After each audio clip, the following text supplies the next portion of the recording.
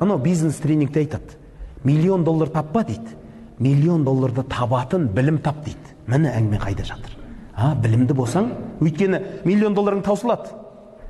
Білімің болса, сен қайда жүрсең де табасың. Оған дәлел айтайын ба? Бір сахабаны Меккеден Мадинаға хижрат қылады.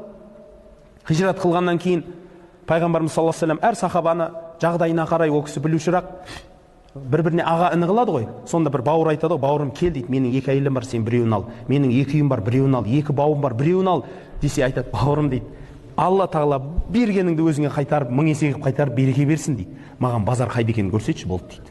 1 жылдан кейін сол жігіт келді дейді, қайттан досына дейді, әтір сасып дейді, досым, мен үйленіп келдім деп. Міне, біздің 2 метр тепсе темір үзетін жігіттер, қазақтың жігіттері жатыр, жұмыс жоқ деп. Жұмыс көп іздегенге. Басым жоқ десеңші, соны іздейтін. Басым жоқ деймін.